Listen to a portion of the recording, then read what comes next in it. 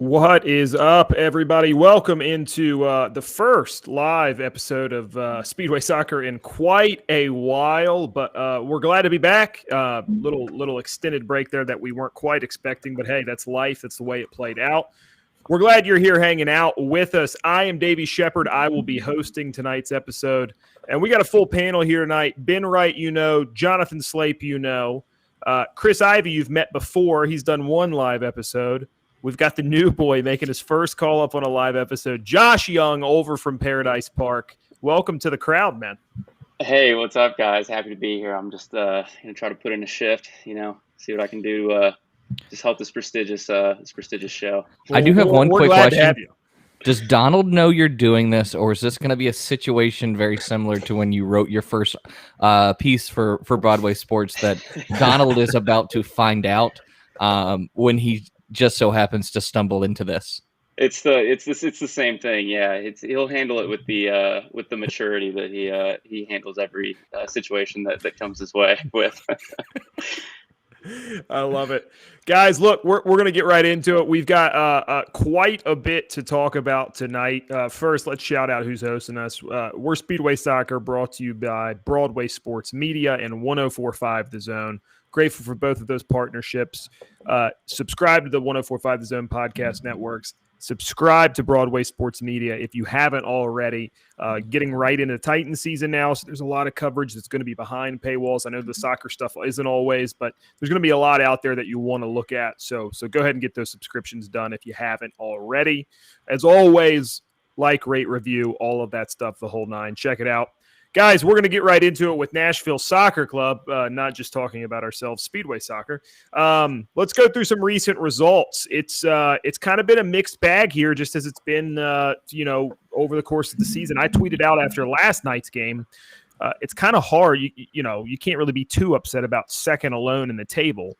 But when you look at some of the points that have been dropped by this team, particularly against opponents that are particularly injured, or against like Eastern Conference bottom feeders, it's really a kind of a tale of what could have been. What we've got's not so bad, right? If you're a fan out there, you're thinking, hey, look, man, they're second in the table. They're in a good spot. But if you look at some of those points dropped, I think people are going to be somewhat upset about them. So last night is another example of 2 points dropped at home. Orlando City, good soccer team, comes to town. Nashville is dominant early on. Corey Alexander first on the first progress. Can't hate me for that. We like it, Cody. Listen, guys, 1-1 draw against Orlando. That's a good soccer team, missing a lot of good players again. Ben, what's your overall take on the result last night and where it falls in the context of the season? How much time do you have? Limited, actually. So, look, I don't really have a ton of issues with how they played the game. I thought they were the better side for probably the first 30 minutes and the last 15, 20 minutes in the second half. I think, like we've seen all throughout the year, they had plenty of chances to score. It's hard to fault CJ Sapong. Obviously, he got the goal, but I felt like they left a lot on the table in front of Orlando's goal in that first 30 minutes and then the second 15.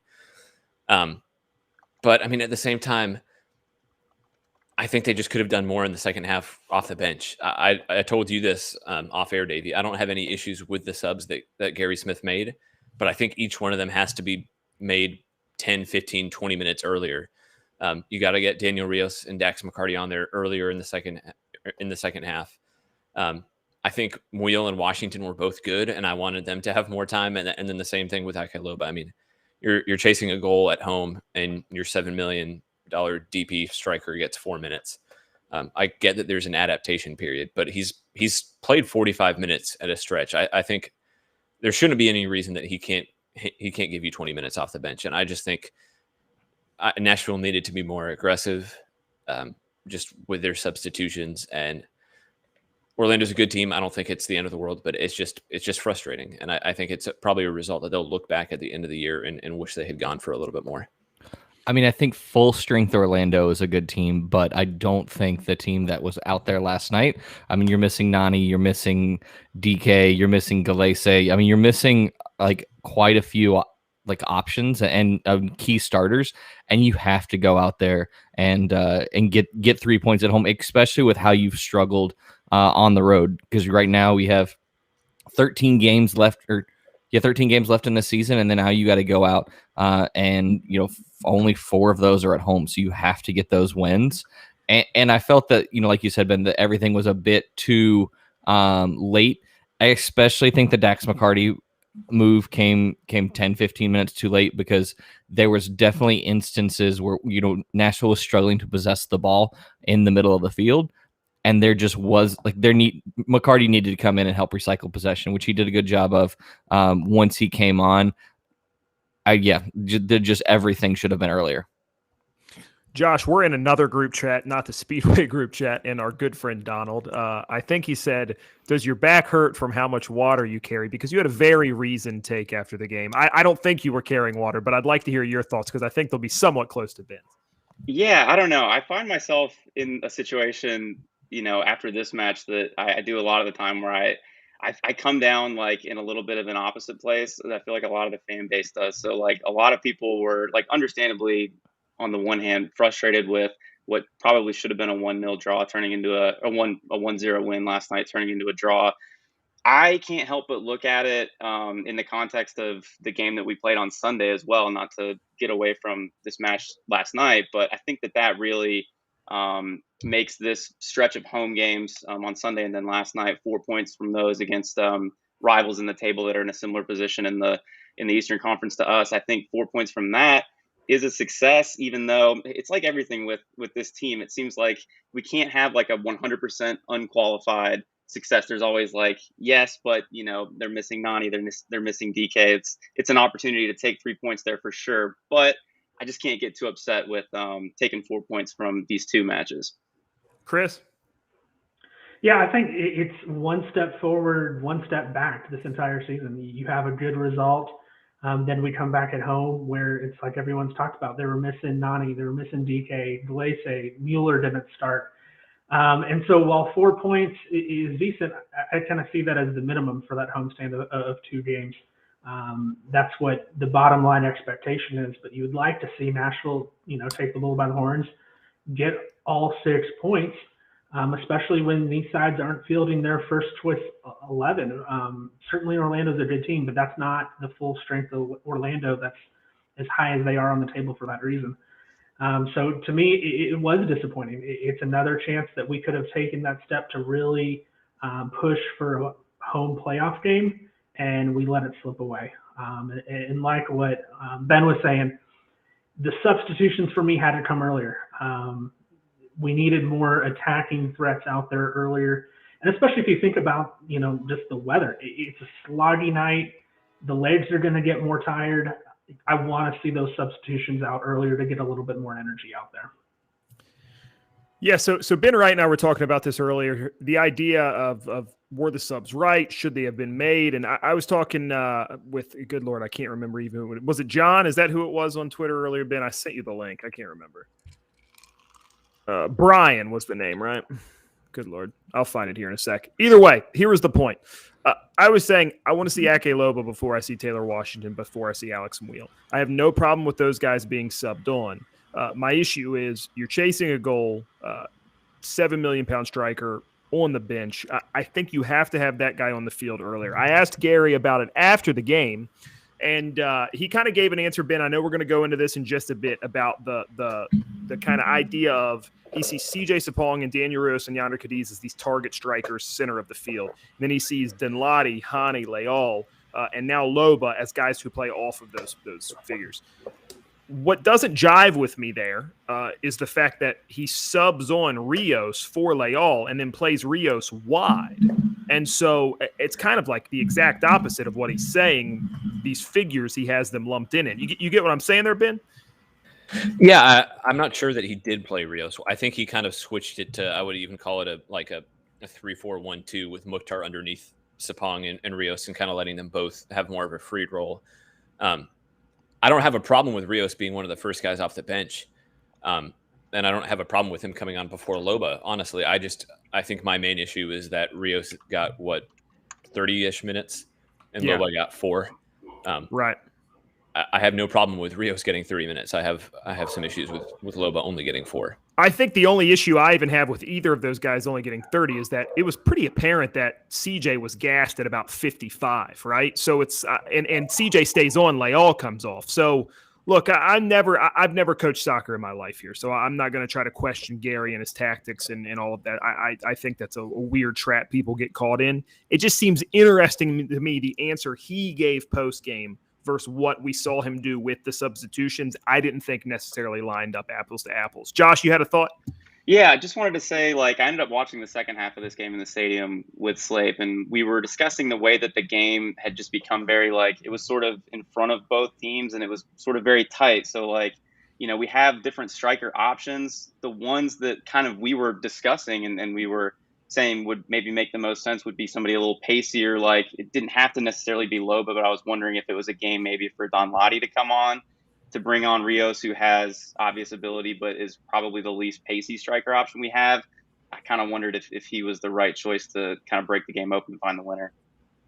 Yeah, I was actually going to make the same point. Was I felt that there was a lot of opportunities to stretch the field, and we saw that what CJ. Yes, he can hold the ball up, and he's a target striker, but the guy still has a lot of pace, and he was beginning to be able to stretch the field, and so yeah, I just feel like I thought that Loba or even Dunladi was a better option to come on there. Yeah, no, I think that's fair. Look, on the flip side of those points, there's plenty of chances in the box for plenty of guys to convert. And I would say, I say it all the time, I think Daniel Rios still is the best pure finisher on this team. So I don't really have a gripe with him coming on at all, but I think there was a place there for a guy like Loba or Dunladi earlier. Agreed 100% there. Guys, the biggest context we've seen, the biggest conflict we've seen in this team has been between their road form and their home form. We saw a little bit of dip in the home form last night with a dropped set of points against Orlando. Let's talk a little bit about what is going on the road versus at home. I think the idea is kind of baffling to fans out there. You see this team who's so dominant at home, they put in such good performances, 5-2 against DC United the other day. And then you go on the road, you struggle, you lose to Miami, who, has been as bad of a team in the league. You drop points at Toronto. Josh, we'll start with you on this one. What do you think's going on there? Yeah, it's the $1 million question, right? It's such a stark difference in the performances we've seen away from home and in Nissan. Ben and Chris and I were trying to dig into this with numbers the other day in the Slack, and we couldn't really parse out anything conclusive. But to my eye, our games at home are a little bit more open. We allow more chances to occur for both sides. And sometimes we've seen that Nashville is able to kind of turn that into an offensive landslide, mostly through the form of our front three, Leal, Mukhtar, and Sapong. But yeah, I don't know. It's a tough one to figure out. I'm sure it's what's vexing Gary right now more than anything else. I wonder if we could maybe take a little bit of that more open game and take that to the road a little bit, especially after the loss at Miami. After the draw at Toronto and the draw at New England, I was like, okay, we can keep doing what we're doing on the road. It's going to work eventually. Then after the loss at Miami, I was just like, all right, maybe this kind of allows us to open things up and try something different and maybe accept that there's going to be more chances created for the teams that we're playing against, but maybe we're going to have to just kind of rely on our defense and Joe Willis the way that we do at home on the road. Yeah, I agree. It's tricky to think. I think, if we could figure this out, I think we might have a role with the club, because I don't think anybody in MLS has been able to conclusively figure out why teams struggle so much on the road. It's I think it's 53% of games in MLS are won by the home team. The road team wins 21 or something like that. So pretty steep odds anytime you play away from home. I think for Nashville specifically, one thing that really interested me after the Miami game, I asked Gary if he had any idea what the difference was playing at home and playing on the road. And the first thing he said was just how hard it is for Nashville to get in behind teams on the road. And I kind of wonder if that's an instance where the solution becomes the problem. If they're so focused on getting in behind teams that it kind of disrupts how they play. I think on the road, they seem a lot more willing to just kind of sit back and absorb pressure, and also almost invite teams to push their lines higher up. Maybe it's kind of intentional to try to get behind them, but I just feel like the way they play on the road is much more conservative. It's much more putting guys behind the ball and trying to get in behind. Whereas, like Josh said, when they're at home, it's a lot more free flowing. There are chances for both teams. And I think Nashville are able to kind of they're a better attacking side than most teams in the league. So it works out for them at home. And I get why you'd be more conservative on the road, but I kind of also would like to see a little bit more consistency just in how they approach games at Nissan Stadium and on the road. I think one of the biggest things on the road is the fact that we're giving too much respect to some of these teams that we're playing. You know, Davey's been harping on this whole season how we're dropping points against the bottom half feeders. The bottom feeders. I mean, I know we got a huge result against the vaunted Toronto FC, but they're last place in the Eastern Conference. It's ridiculous. Thanks for bringing that up. I appreciate that, Slape. I was lectured on how good Toronto FC was, and they've plummeted back to where they've belonged all season, which is bottom of the table. So interesting. Chris, you got any thoughts there? Yeah, so Josh kind of alluded that we kind of took a look at the numbers this past week trying to figure out something, and there wasn't anything that conclusive. But the one thing that really stuck out to me was you see versus home versus away, the one thing that really caught my eye and increased was the amount of balls that we play that are high balls down the field. And that goes to what Ben was saying, was that we're too often trying to ping it long, route one soccer, and it tires you out because you're losing possession quickly. You're on the road. You've had multiple road games in a row, and you lose your legs at the end of the game. So that may not be it, but it was certainly something that I found interesting in trying to dig into what is causing this drop in road form. You know, the one thing I'll point out is that, if you ask me what is the perfect road game Nashville played, it's really not one on the road. I thought Nashville set up against New England at home, in the perfect road game setup. They gave away the ball. They countered extremely well, limited chances in their own third, and come away with a 2-goal victory. And it's like they did that at home that time, and they failed to replicate that against sides who I think they should be able to do it against better. But like you said, Ben, I think if we cracked this, we'd be working for maybe not this club, but a club. So it just is what it is there. Listen, Ben, you started putting together something earlier we were talking about in the chat, and I think you and Chris did in the Slack as well. And it's how Gary Smith breaks down roles for his players. Let's kind of get into that conversation because I think it's interesting, and I think it'll be a little bit illuminating for how we should expect to see Ake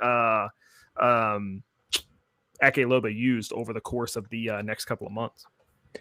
Yeah, I mean, I think kind of what got me thinking about this initially was just how kind of what you mentioned earlier. He talked about having guys like Sapong, Rios, Cadiz as his target strikers, and then having guys like Mukhtar Layal, Loba, who are able to run off of strikers. And I think we're seeing that with how he pairs them. Even when they started, we saw, I believe it was Loba and Cadiz up front, right?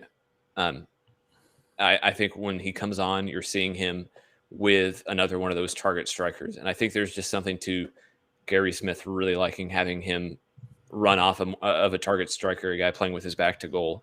And I think if you kind of go down the roster, you can see that whatever shape they're playing in, whether it's the 4-4-1-1 that they kind of set up in to start the year or this 3-4-1-2 that they're playing in now, they're pretty consistent roles in both those systems. You have guys like the target striker guys to run off of them. You have one of the wingbacks, usually Dan Lovitz, who pushes up a lot higher into the attack and just whips balls in. You have a guy like Alistair Johnson on the other side, who's kind of a more possession-oriented wingback. Both the midfield roles are pretty similar, but then even in defense, whether it's in a back four or back three, you have a guy like Walker Zimmerman, or when he's out, Jalil Anababa, who seems like they're primarily in there to just break up play in the air, paired with a guy like Dave Romney, or even Dave Romney and Jack Mayer, who are just really good on the ball. I mean, Chris and Josh, we're still kind of in the very early stages of getting into this, but what are your thoughts on that? Yeah, it's proven to be a little bit of a difficult exercise. It wasn't as simple as just, saying here's the depth chart of fullbacks or wingbacks, because going through this kind of reminded us of something that we've known about Gary since our USL days, is that he really values versatility, and all the players on this team have kind of played in a lot of different positions. So kind of codifying the roles could be very difficult. I mean, last night against DC, we saw Taylor Washington finishing the game as like a right winger kind of role. So it's difficult, and it can obviously change as the shape changes. The sort of part of the season that we're in now and kind of moving out of towards the third act of the season, if you will, is obviously been in this kind of, I don't know if you call it 3-5-2 shape, but the midfielders there you'll see in this graphic, like Godoy and McCarty, are obviously kind of like the spine of the team. Romney and Zimmerman there as well, with the ability to bring in a third center back. But then outside of that, you'll see guys like Alistair Johnston playing in all kinds of different positions.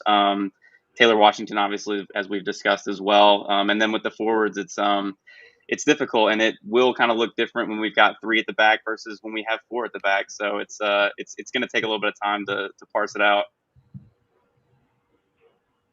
Yeah, I think, the one thing that this kind of exercise told us was that, we as fans, we look at formations and, the numbers, and we kind of really peg people into those certain spots. But for Gary, it's like what we're talking about. It's the roles. The roles are the formation. The roles are what everyone goes back to. So when we do switch formations, it's really not that big of a change for the players to step in and perform a job, because they know the job that they're already performing. It doesn't change so much if, we're 4 in the back or 3 in the back, or, if there's 2 up top or 3, whatever it may be. It's the roles that matter for Gary, and he certainly has guys who are versatile and know the role they're playing within the squad. Yeah, and just a quick tag on that. Like, this is something that we see with pretty much all modern managers. Like, you really don't hear them discussing players in terms of like, this is our left back, or like this is our right winger. Like, they describe players in terms of their attributes and like their roles that they can play if they're positioned in certain areas. So Gary doesn't, I feel, always get enough credit for his creativity and versatility. Maybe in attacking sense, but we do see it in the way that he uses everyone in the squad in creative ways. Yeah, I think one interesting thing that we've seen recently, Josh, you've kind of been on this for a while, just is Alex Muyl and kind of his role. He started kind of only as a winger, and recently we've seen him play a lot more central. I mean, there have been times where he and Anunga have been the lone pairing in the center of midfield. And then a lot of times it feels like the most common way he's been used in the last couple of weeks is he's been kind of coming in and turning it into a midfield 3 in a similar role to Randall Leal, but he dropping a little bit deeper, where he is in the midfield and kind of tasked with running forward and being probably the more aggressive of the midfield 3. But I think it's a really interesting kind of development from him. And I think he's probably had some of the characteristics that you want from kind of a box-to-box midfielder, and he's played out wide. But I'm really interested to see if it continues and if he kind of eventually starts transitioning into more of like a full-time central role. Yeah, and I think this kind of, we were talking about, with Ake Loba, this kind of transitions to whereas Loba's role in the team, and I know the graphic we have up is kind of more of that 3-4-2-1 or 3-4-3 type formation. But I really want to see. I mean, I think Loba can play a lot of these roles, like as you see on the graphic. So as a target striker, as the secondary guy. I mean, I think he can even play as an advanced runner, which we've seen before him do in Liga MX. But I feel that like we've seen this 3 at the back. But I really want to see Loba. Like, we've seen him start games, but we haven't seen him really spend any amount of time with the guys like Hani Mukhtar, Randall Leal, even CJ Sapong. I think that what Loba can bring is a good foil to CJ, and would like to see, and it's probably going to be at home, but like that 4-2-3-1 where you're putting a guy like Loba out on the right wing, because we have seen him in instances, even the Miami game, I think of against New England, he's not afraid to work back. He's not afraid to do that defensive work. And yeah, he's no Alex Muyl from that aspect, and nobody really is in this league. But I mean, you got to get him some time on the field with those guys. Yeah, I think that's a really good point, Slape. I mean, there's no one on the team more in form than CJ Sapong. And so if you're kind of trying to judge your new $6.8 million forward, I would say, especially if you see him as that guy who plays off the first striker, plays as a second striker, getting him next to the guy who's playing that position as good as anybody in the league right now probably wouldn't be a bad look. I think that's just like a reasonable expectation for people to want to see. When I asked Gary last night about him, Ben, you were still in the call. I think his exact answer was he can play any position in any system. And it's like, well, if that's the truth, just give me one position in one system. I don't necessarily care which one it is. I just want to see the guy out there more, right? Like, I think that's a very, very reasonable take. And look, this is a thing that I think people don't like to talk about, and it gets kind of messy here and there. I think optics do matter at some point in time. And we've seen this team kind of run through a DP signing that is now not making the 18 regularly, 2 games in a row. Wouldn't be surprised if he comes back on for the Atlanta game, Yonder Cadiz. We see David Accam come make very limited appearances and move on. That's 2 of the bigger offensive signings in the club's history.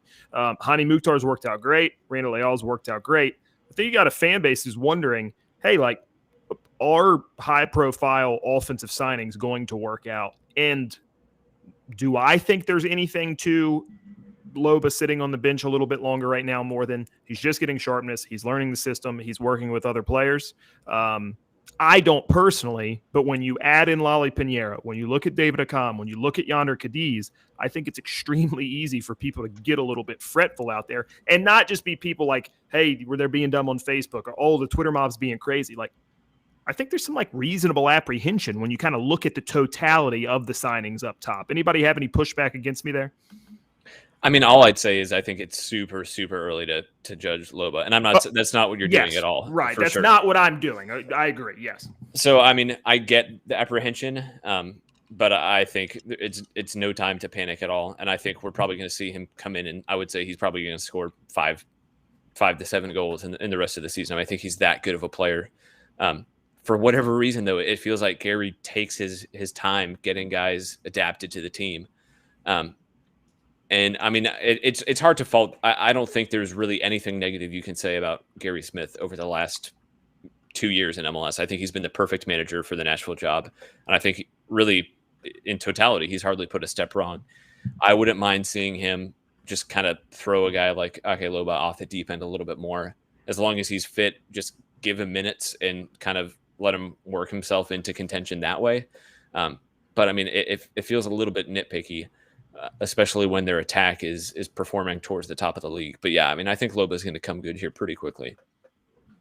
Yeah, I think the really unbelievable form of CJ Sapong puts us in a nice position with Loba to where we can ease him in. Like, as the sign, I mean, we've been following him, tracking him as a club for so long now, 1.5 years or however long it's been. Obviously, he's been a target. So we know that he's someone that I think the club sees like a piece of the Nashville SC squad forward.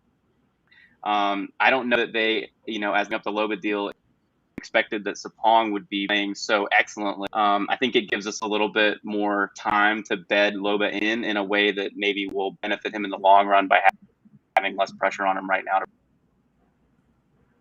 Yeah, guys, we didn't spend, nearly $7 million on a striker or attacker just for him to sit on the bench. So I've got to imagine that there's a plan in place. And it's like what we're saying, that, no one was expecting CJ Sapong to be playing out of his mind, best form of his life.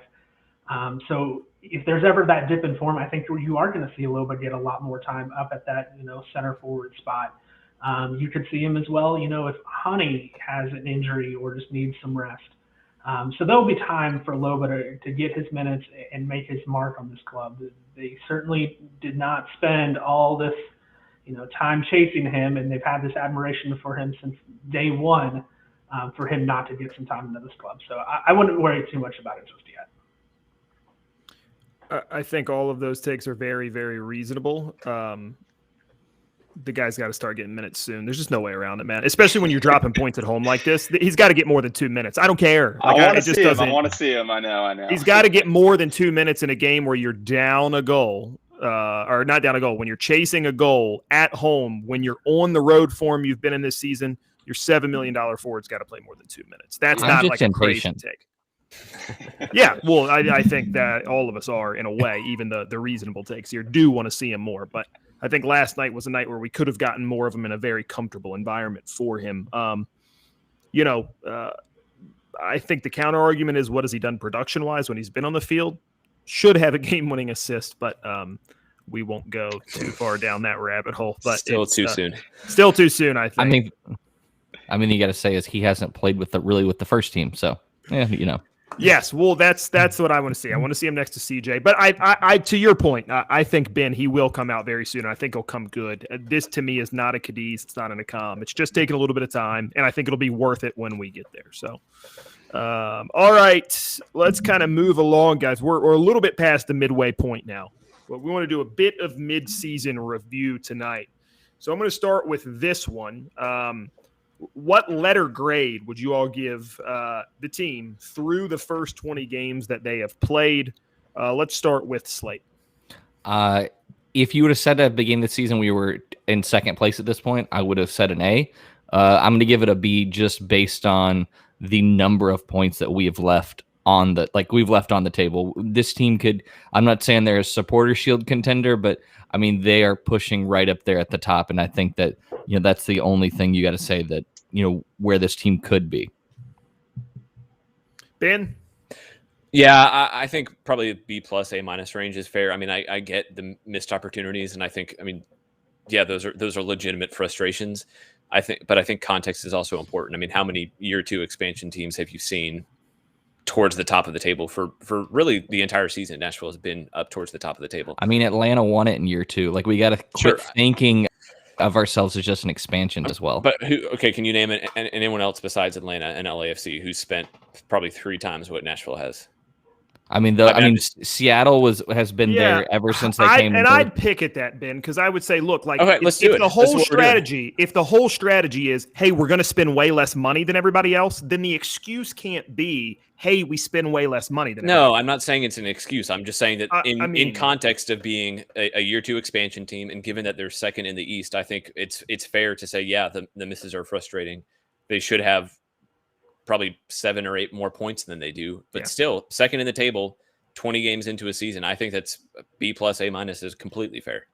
Yeah, that's all I'm saying. And I'll go now. Actually, a B plus is probably what I would say too. A thing that I'm working on personally is, like, I don't think you can move the goalpost on the goal, right? So we came into the season, I said I thought 4th place hosting a home playoff game was like the ceiling for the team where I thought that they would get to. And currently, they're on the edge of on track for that. It's going to be a little bit tough, I think, to get that home playoff game, but I think they're pretty close. So I would have said that's an A at the start of the season. I'm willing to say B plus, even with the points dropped. But I get apprehensive about what you had said there, Ben, because it's like, if the goal is going to be, we want to field the best team possible and spend half as much as the other best teams in the league, then I can't hear that being an excuse. Yeah, it's gotta just be what it is. Yeah, I'm not trying to use spending as an excuse. I'm just saying, if you look at the record of expansion teams, Nashville's in pretty rarefied air. And the only reason I brought up spending is because the 2 teams who you can probably say outperform them also significantly spend them. I'm not saying that's an excuse to lower the expectations for Nashville. I'm just saying, if you look at it on face value, it's pretty impressive. Yeah, no, that's very, very fair. We got 2 comments from Daniel Ryan. Josh, the lettuce looks incredible. Davey is harsh. We'll talk about that over dinner Saturday night, Daniel. We'll get to that weekend, on the weekend. Thanks, bro. Josh, let's jump to you next, actually, with the incredible lettuce. I opted for an A minus. I think the objective was to make the playoffs again, solidify some of the things that we were building last year, carry them into this year, and improve the attack. And if you think about it, we're tracking on all of those. So I'm not sure it can be less than an A. It's an A minus for me, not quite an A, just because, one, the drop points early in the season and just kind of missed opportunities in general based on what the teams around us have done. Like, I think that kind of diminishes a little bit what we've done. And really, I can't get out of my head the current lack of like a really strong road performance to hang our hats on, just so we could say, like, we can go and do that on the road. It's like everything else with this team. There's no such thing as like an unqualified success. So, like, I think that draw at New England, I think the draw at New England was a hell of a result, to be just me personally. Now, need a win though, man. I need a win. I'm with you. I get it. But you go to the Supporter Shield winner, the team that's leading the Supporter Shield race, and get a result. I think that Played him twice as and harsh took as 4 I've been, points. like that was a fantastic result. It's a great result. And we'll go to Chris right after this. I mean, that's what I'm saying is like you beat New England at home. You play right there with them on the road. That team is miles better than every other team in the East right now. That is the level of Nashville Soccer Club when they're playing their best. We just haven't seen the best often enough. Chris, your next chance. Yes, I would grade it as a B+. I had this team predicted at the beginning of the year, playoff bubble, and it's kind of where we're going to probably track to end up. But it's like what everyone's saying. It's those missed opportunities that we feel, and you can see it on the pitch, we're better than what our record says. We know it, we feel it, and we can see the points being dropped. But I also think that it's good to put it in context in terms of other expansion teams. So yeah, Atlanta won a title, LAFC won the Supporter Shield, and they're constantly talked about, expansion teams that changed the MLS, that, changed the whole way of looking at it. In Nashville, we kind of did the same thing. We did it a different way. We didn't go out and spend on flashy, big time, high money stars. We proved that there was another way to build within the league. And we've had more success doing that than any expansion team before us. So from that standpoint, I still give it as an overall program for the first 2 years an A+, because who else has been in this situation 2 years in? That's a great point. And to Daniel's comment about me being harsh, nothing sums up me and Ben better as people as us arriving at the same letter grade there and saying the two sets of things that we said about the letter grade. So that's just kind of a little lesson on who we are as people. Guys, mid-season MVP. Josh, we'll start with you on this one. Okay, if I'm first, I'll take the easy one, or maybe it's not. I'm curious for everyone else's answers, but it's actually CJ Sapong for me. I think that just him individually has taken this attack to the next level. And I've thought for a while, and I've talked with people about wanting the Randall Leal and Hani Mukhtar, needing a third person, like a striker in front of them, to kind of bring the best out of those two, and how it's pretty obvious when you're watching Nashville that those are like the guys that have like the most kind of quality, the most creativity, and they just need kind of that third component. And Sapong has been that, not just in making those two better, but in the goals that he's scored himself. I've kind of become obsessed with CJ Sapong. Like, frankly, I had no idea that he was like this good of a striker, that he was this all around of a striker. He kind of has everything. Some of the headed goals alone that he's scored have been outstanding. And he's MVP. He's also my biggest surprise of the season. Like I said, I can't get enough CJ Sapong right now. Chris, let's go to you next. Yeah, so my MVP it's Hani Mukhtar. CJ Sapong has been great. He's been playing lights out. But for me, he's the straw that stirs the drink. He gets everything else going on the offense. He's dynamic. He has this creative touch that no one else on the field has. And if you look at, his goals, his assists, I mean, he's tracking to be one of the better attackers in this league. I think it's about time that the rest of the league start paying attention and start putting him in that conversation with, the Carlos Hills, the Pozuelos, the Zelarians, because he has that level of impact on the field, and he's shown it since the last part of 2020. So for me, it's Hani Mukhtar. He's playing at another level that we haven't seen in above anybody else for Nashville. Ben. Yeah, I mean, I agree with Chris. 19 matches for Mukhtar, 15 combined goals and assists. I mean, it's hard to get much better than that. I forget what I remember. We previewed him at the beginning of the year. I think, Davey, you said that he would be kind of controversially left out of the best 11 at the end of the year. Yeah, I didn't have enough conviction to name him as MLS best 11, but I said he would be in the conversation for it. I think he's very firm. I think it's probably tracking towards that, because I think guys like Carlos Hill are going to get in ahead of him. Yeah. And probably deservedly so, but he's right on the cusp of that, producing, looks like the most dangerous player whenever he's on the field. I think it's the step that you wanted to see him take. And I think that we all wanted to see him take from year 1 to year 2. And I think he's just continuing the form that we saw from him down the stretch. I mean, in the playoffs against against Miami, against Toronto, against Columbus, even though they lost, he was one of the, if not the best player on the field. And I think you're just seeing that from him, and you're just seeing the consistency that he lacked last season. I think he's finally living up to expectations, and for me, he's the MVP. Well, and just kind of tacking onto that real fast, I think that's why it's such a travesty that he didn't make the All-Star game, because I think more people seeing him, it kind of is just going to raise his case for things like MLS Best 11, MVP, all those things that I think he's on the edge of those conversations.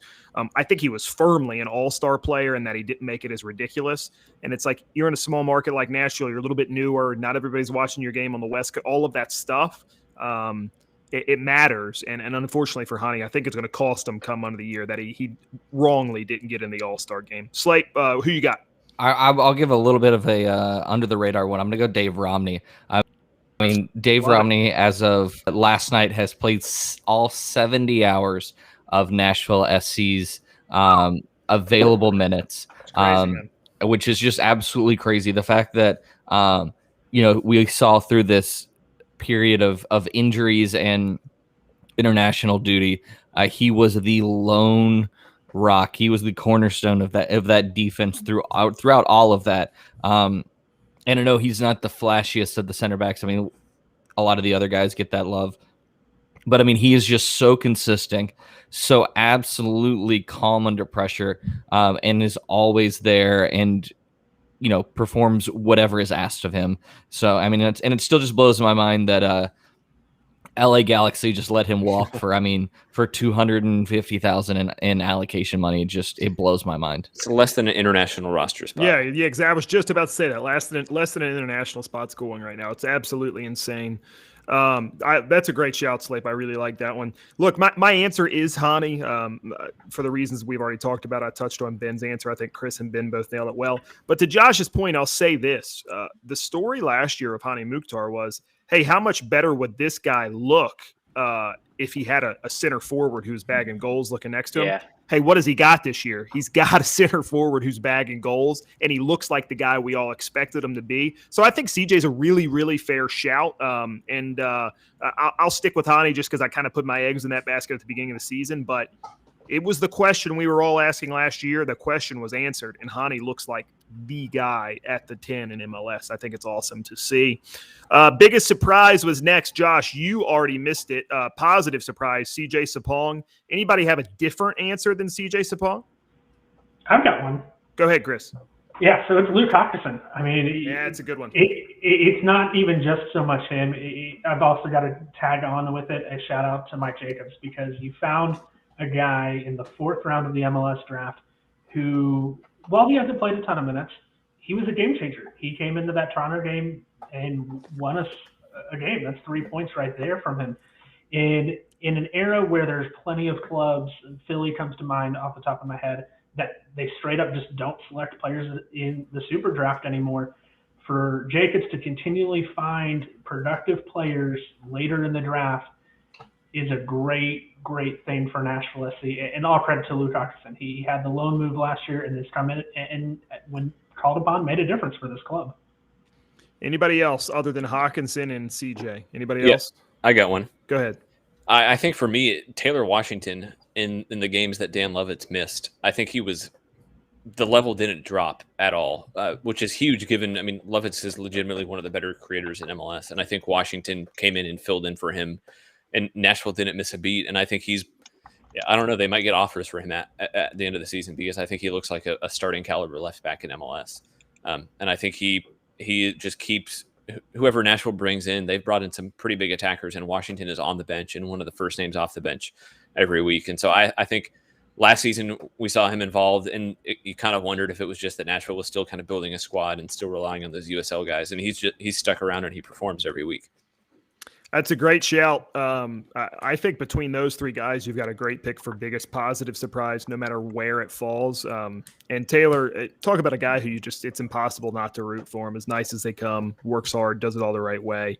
And like a Nashville guy, he's in his 4th season here now. I mean, he's like a lifer. So it's great to see. I think you're right, though, Ben. Lucky to hold on to him as long as they can. Negative surprise. I'll let someone else take the easy one off the top. Slape, if you want to do that. So surprise. I'm playing on negative surprises. Slape hates things you like. I mean, maybe this is one I hate that everyone else hates this as well. Or I don't know, but I mean, it's Rodrigo Pinheiro. I mean, I think the fact is, I didn't have the expectation that he was going to come in and light this league on fire and be an automatic starter from day one. But the fact that he has, been on the bench for, I think at this point, 3 instances, he's played a total of, let's say, 16 minutes, and has looked good in those outings and in those opportunities. And the fact that he hasn't been there, like he hasn't been making the bench whatsoever, is not getting those opportunities, I think is the biggest negative surprise for a guy you're going to go spend $1.8 million on. Chris, let's go to you.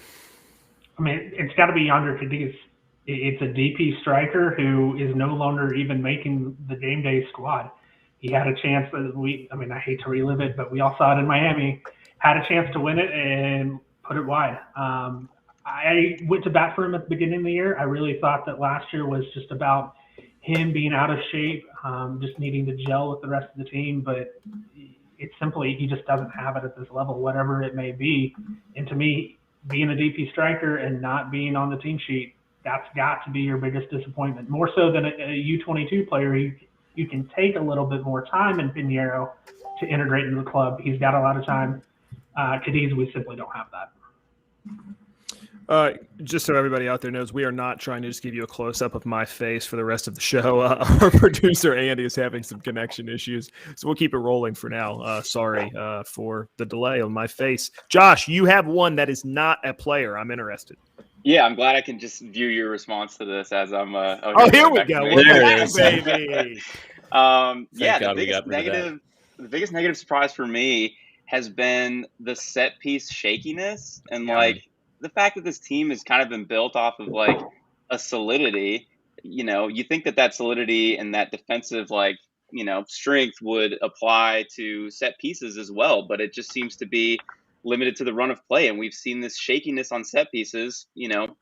We've talked a lot about why it's hard for this season to be, raw 100% unqualified success as we talk about it, because of missed opportunities. And a lot of those have been the result of set piece shakiness. And it's the reason why last night wasn't the 1-0 win that it probably should have been. Last night, needs to be a 1-0 win if we are going to talk about this being an A+ season. So the shakiness on set pieces has been extremely surprising to me and disappointing.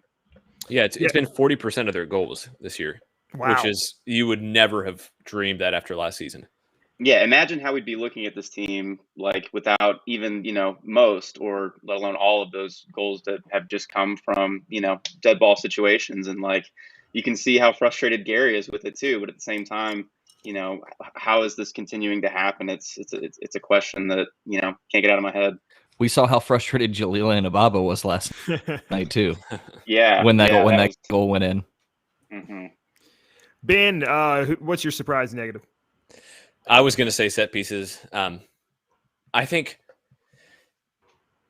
just overall, I think just the kind of maybe an extension of set pieces, but I think the defense has just been softer than I expected.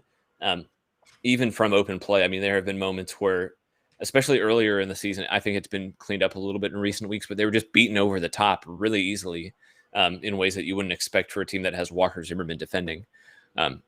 So yeah, I don't know. I think Josh touched on all the major points, but I did not expect Nashville to concede some of the goals that they've conceded this year. And I think really, even more than some of the missed chances that they've had in front of goal, I think just the conceding the way they have has cost them pretty significant chunk of points. I think that's a great shout. The set pieces, I think Lally was a great shout. Yonder obviously is the biggest one to me. I think that's what my first gut answer would have been. But my second one that I kind of had in my whole time, no one else said, which kind of surprised me, is Henwala Buana. I thought kind of coming into the season, he was a guy who I never totally understood his role and why Gary liked it so much, but it was really, really apparent towards the end of the season last year that Gary did like what he had to offer, and he got a ton of minutes. He obviously sit Madranda plus cash there for him, Mike Jacobs, and he comes in the beginning of the season. I thought he played okay, and then it's just the guy disappeared off the face of the earth. And so I think it's almost just a surprise and how weird it was, how it all went down. Thought it was a guy that the club had kind of high aspirations for that seems, clearly just nowhere near even the 18 anymore. So yeah, I don't know. I thought it was odd. Good answers all around there. I think there's kind of, the idea that there's plenty of negative surprises despite where this team is on the table is kind of a testament to what we've talked about. Hey, just one note on Hunwala. He hasn't been in a match day squad since the 3-2 win against Toronto back on, June 23rd. So going on 2 months that he hasn't even been in the team. I think that's I literally just thought to myself, I was like, am I forgetting that he got loaned, or something? You know what I mean? Like, it's been that long and he's just not around. So It's just interesting, man. I don't know. And I don't think it's good for anybody. I don't think it's obviously good that the club spent the capital that they did. I don't think it's good for a player that young to not be getting anywhere near the match day 18. So, and it's probably not a fair, maybe not a fair conclusion, but it is hard to kind of wonder what could have been with Jimmy Madronda playing a pretty significant role for Seattle, who were one of, if not the best teams in the league. Anybody in the league, right? Yeah. No, I don't think it's unfair to ask that. I think you're right on the money with it. Guys, expectations for the rest of the season. Nashville sit on second. Ben, you got a points per game that they'd have to average for any of those things? I know that's putting you on the spot. I know right now they're taking about 0.7 points per game on the road. The current model that I have, which literally just averages everybody's points per game over their remaining games, has Nashville taking 7 from those and still finishing in right around 6th and 7th. Okay. With all their issues on the road, I think the best possible thing for Nashville is how bad Columbus has been, because they're putting a decent cushion in between themselves and Nashville. So Nashville has a little bit of wiggle room. Their home form is solid, and I think it's the type of thing that if they pick up a win or two on the road and they're playing a good chunk of their away schedule is against teams towards the bottom of the table. They'll play Toronto, they'll play Cincinnati, they'll play Columbus. The vaunted Toronto FC. Sorry, vaunted. Toronto. Yeah, sorry about that. Yeah, that worked out well for about a week, and then they just kept plummeting. But Nashville will have chances to get points on the road. They'll have tough games too. They'll play Orlando and Philadelphia, but they really, it's what we haven't seen from them all year. Honestly, they have to take their chances. Just got to actually do it, right? Yeah. If they do, you could see Nashville continuing to stay towards the top of the table, and I think they probably have a legitimate shout for a top 4 spot. But that's going to take 3 or 4 wins from their next 10 road games, and that's just not something that we've seen them do. Yeah, I think. Yeah, Slape, go ahead. I think on my end, I think that Nashville will finish 5th. Throughout the rest, barely miss out on that top 4, those home playoff games, which 5th puts us it's an improvement on the previous year. So that's a success, but I think Nashville just barely misses out on hosting that home playoff game. Chris? Yeah, so similar to Ben, I've got a model as well that I kind of use to keep track of teams. It really looks at more of what's the average points per game for a typical MLS team. And so right now, Nashville's tracking towards 50 points in the year, which would finish them 5th or 6th range. That being said, the one thing you've got to look out for is if we keep dropping some points on these remaining home games, that means you really do have to go out and get some road dubs in order to keep that spot. Luckily, Columbus, Atlanta, New York Red Bulls are helping us out by, not winning often enough to really put some pressure on us, but it's the MLS. Things can change really quickly, so we can't let that happen, and we've got to be cognizant of that and pick up these points on the road. We can't simply just lose points to bottom feeders. Josh. Yeah, so everything we've talked about tonight, we're second in the table. We should sound probably more excited, but I think everyone understands that the position in the table right now in the Eastern Conference is a little bit of an illusion. It's also, we're propped up by our front-loaded home schedule and having to go on the road now primarily for this backstretch of the season, and we haven't really seen things clicking on the road. It makes it hard to be too bullish on what I think this team's going to do in the back half of the season. I do think we'll continue to see the attack explode occasionally. I think we'll maybe even see it on the road at some point, and I think we will see a win on the road at some point. I will predict that.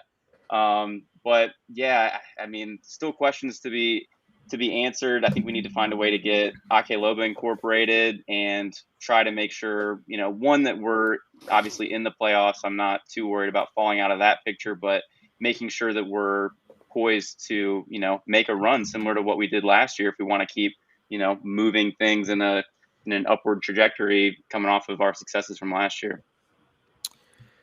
I think I'm going to shock everybody here. I'm going to keep. Honestly, if they would have won last night, I would have come in and said I think that they're going to finish second. I just think they're kind of on the precipice of a little bit of a breakthrough, especially with Lopa going to get some minutes soon. I'm going to say I think they finish as high as third. I said fourth preseason. I could see New York City jumping them and finishing in second fairly comfortably. I think Philadelphia has kind of shown some defensive lapses over the last few weeks that I think make them a little bit vulnerable for the run in. Orlando's got some injury issues that I think they're going to let up some kind of easy points along the way. And, the big one for me is New York City. I think we'll finish ahead of them. So I think we'll fend off Philadelphia and Orlando, finish in third place. But you guys are right. I mean, the points, it's just math at this point. Like, you're running out of games to make up room. Like you said, luckily, other clubs have kept Nashville kind of afloat with some bumper room that they should not have based on their own performances. But look, that's sports, man. And so I think if people are going to give you slack, you've got to kind of take advantage of it. We saw this team turn it on over the course of the last 2 months last season, and I'll give Gary the benefit of the doubt. I think he'll do it again this season. Yeah, that's pretty similar to what I was hoping to say here. I think we've seen in MLS time and time again, like, it doesn't really matter where you are on the table in July, August, but if you can get hot at the right time, I mean, it's what Seattle has traditionally done, and I think this year is an exception because they've just been hot throughout the entire season. But they'll hang on towards the bottom playoff spots, and then just the last month or two of the season just absolutely take off, move up the table, and they're on fire during the playoffs. And I think MLS, more than probably any other league, is all about peaking at the right time. So yeah, I think it's easy to get hung up on one or two results, and there have been some results that are just completely frustrating and understandable to get upset about. I think it's important to remember, though, that the season is long. 7 teams from each conference get into the playoffs, and we've seen it from Nashville before, like you said, Davey. I mean, if they get hot at the right time, I think they're a team that's kind of built to play in the playoffs. So I think getting a home playoff spot, I think, has to be the priority, and I just think if they can stay in the conversation until September, even October, and then just go on a run, I think that's probably the best case scenario for Nashville. I think on the flip side, peaking too early is a concern. And so I think it's going to be important that, as good as the attack has been, that doesn't just drop off. I think you need to see Loba get involved and really push Sapong, because right now there's no one in this squad really competing with CJ Sapong. Well, doesn't that got to be Rios? Rios has got to push Sapong. Whoever it is, you need to see someone push Sapong, because, I mean, it can't just be Sapong. It's not Cadiz. I think that's unfortunate. I think you might be seeing it from Rios now. I mean, he's come off the bench in the past 2 games, and I think he looks good. You have options, but I think really the priority has to be maintaining this level in the attack, shoring up some issues in defense. And I think if they can do it, I mean, I don't know. It's hard to bet against them. Yeah, I think it's interesting, and like I think you're right, peaking in kind of the valleys. Look, if Nashville, we do run the risk of the fact that they may have ran through their peak already, and they've played pretty good, and they're going to be worse with these road games down the road. I think there's still something in the tank, so we're just could be dead wrong. That's just my gut feeling right now. I'll give Gary the credit until kind of disproven there. His teams have been good at the end of the season every season he's been in Nashville, so I'll stick with that. Guys, that's kind of the end of the planned remarks tonight. Would be an idiot if I didn't mention USA versus Canada coming up Sunday, September 5th, Labor Day weekend. You don't have anything to do the next day. If you haven't gotten your ticket already, go get them. Slape, there's still tickets in AO, right? Yes, so there's still tickets in the AO in the supporters section. Also, don't forget that there is an NSC game on that that Friday, so you can do NSC and national team. Also, keep an eye out on all the American Outlaws Nashville stuff, because there will be everything posted for the normal night before party, tailgate. We have some really cool merch coming, some match specific merch coming that we will make sure that maybe we'll give a sneak peek to some of the to the Speedway Soccer crowd before those come out. But keep an eye on all of that. And, also, I know, actually, Davey, I'll let you plug on the stuff from, what both Garber and Berhalter had to say, specifically about this game. Yeah, make sure you check those pods out if you haven't already. Nashville Soccer Show, we sat down with Garber, Don Garber, and Greg Berhalter talking about the upcoming match and U.S. men's national team in general, MLS in general. Both really, really good interviews. Lucas and Will took Garber, and I was in on the one with Berhalter. And then Ben and I sat down with Brian McBride the other day, general manager of the U.S. men's national team. So kind of to prime you up for those games, those 3 podcasts are perfect to get out there and listen to them before that game comes. We're going to have something else coming for Nashville Soccer Show too. I'll plug that a little bit later, but more stuff on the way about that U.S. men's national team game. So keep your eye out for that. And then, hey, next Saturday, we will be at Fat Bottom Brewery. It's our headquarters for away watch parties. I'm pretty sure most of us will be there. Make your way over there. It's a great time, great spot to watch the game. Usually about 25, 30 people out there. Usually no SG affiliations, just people who like soccer. So I know a lot of our listeners aren't a member of any SG. They just show up at the stadium. They hang out. Come hang with us. We'd love to see you there. Great spot to do it. $3 pitch invasions. Always fun. We hope we'll see you there. Guys, any parting shots before we get out of here? Yeah, guys, just one quick shout out to one Knoxville SC, branding unveil here in Knoxville. Love it. USL 2 club that's going to be starting next year. So they just released their crest today. Matthew Wolf did it, killed it. Really excited for the club here, and go support local soccer. Very cool. Very, very, very cool. Glad to see another city in town, in the state rather, get another USL club. We've got them kind of all over the state now. Awesome to see for soccer in this country. We love it.